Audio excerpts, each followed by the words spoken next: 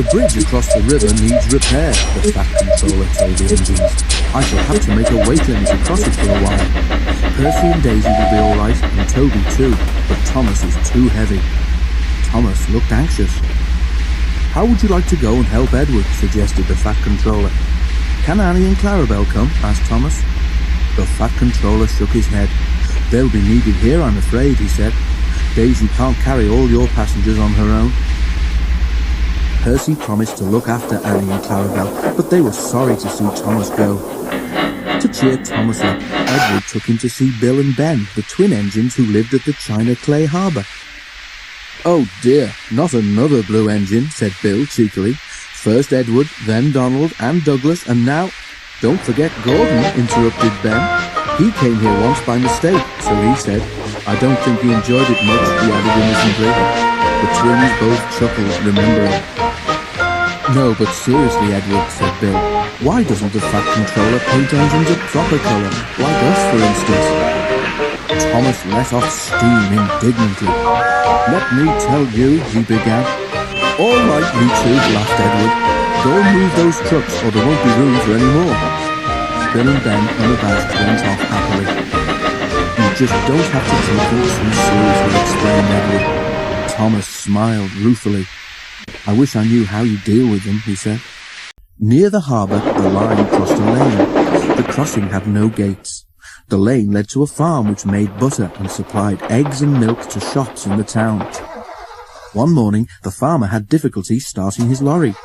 He did it at last, but the lorry jerked along in fits and starts. The farmer was worried about his load of milk and butter and eggs. That milk will be churned to butter soon, he muttered to himself as he neared the level crossing. The lorry lurched across the rails. The back wheels were just clear when its engine made a noise like a tired sheep and stopped. The back of the lorry was still jutting out over the railway line. The farmer struggled to start it again, but it would not go.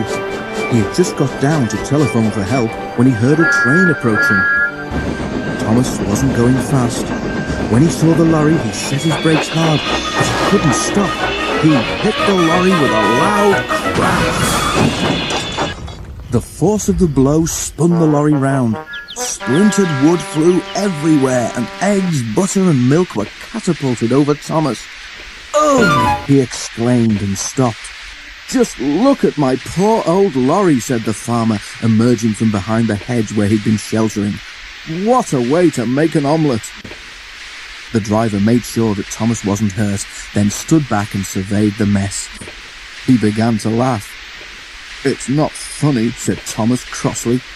An egg yolk trickled down his nose and burst on his butter. "You're not standing where I am," said his driver. "You look just like a scrambled egg, Thomas." "Well, if a scrambled egg feels as sticky and wet as I do, then it's very uncomfortable," said Thomas. "Please clean me." Both driver and fireman tried hard, but the heat of Thomas's boiler had cooked the eggs, and they were stuck fast. "Sorry, Thomas," said his driver at last. "We can't block the line any longer. We shall have to go on."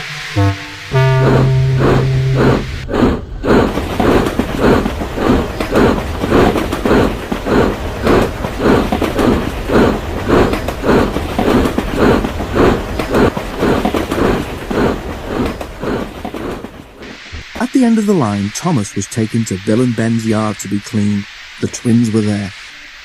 "Hello," said Ben. "What's this?" "Must be a new engine," said Bill. Ben inspected the arrival carefully. "No, Bill," he said, "that's not a new engine. It's Thomas." "But it's our colour, Ben, and Thomas doesn't think our colour is proper for an engine." They heard a grinding noise. "Are your joints stiff, Bill?" asked Ben. But it wasn't Bill's joints. It was Thomas, gnashing his teeth.